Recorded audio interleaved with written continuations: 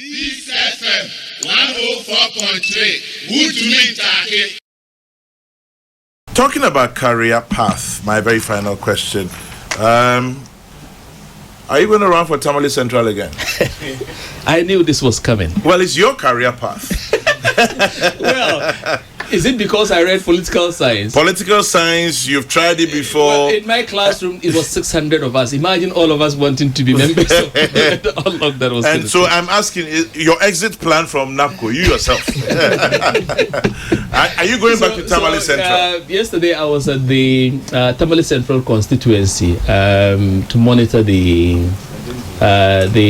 Electoral Commission Limited registration. And Kwame, I think that sometimes we have to applaud ourselves as Ghanaian citizens. In fact, I went round at the center that I visited, the Metro Center.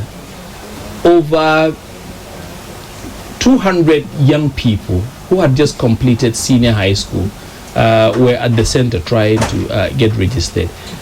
And a few of them I had a conversation with came there without anyone bringing them. Usually, the suspicion that people have to buzz them, and then because the political party is in.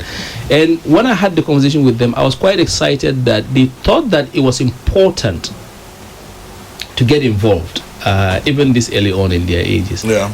And that excited me. But I remember, just when I was leaving the place, some journalists who were present equally were very curious. But what is your interest? Why are you here?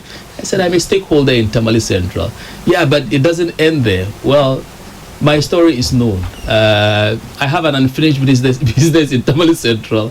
At the 2016 election, I was the parliamentary candidate because I made a proposition to the constituents to lead them differently, with the passion that the major issues around conflicts that we've had is as a result. When people say there is no peace, sometimes it's misunderstood.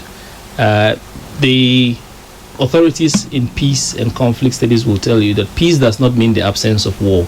Yeah. The fact that we're not taking guns it doesn't mean that there is peace. It could be latent. Yeah, exactly. So my understanding was that a lot of the young people who were idle required a shift in the mindset and some kind of enablement to be able to to get active and so like a mindset transformation. Yes, and a lot of them bought into my philosophy. So if you followed my campaign for 2016, it was one of the trending ones.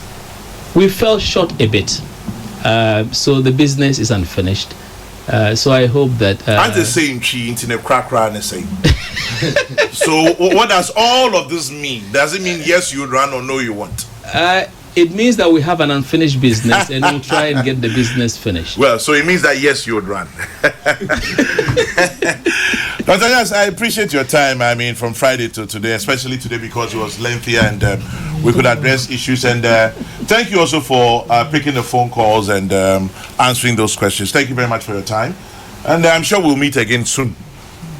Dr. Ibrahim Anyas, the Chief Executive Officer of the Nation Builders Corps, simply referred to as NABCO. Peace FM 104.3.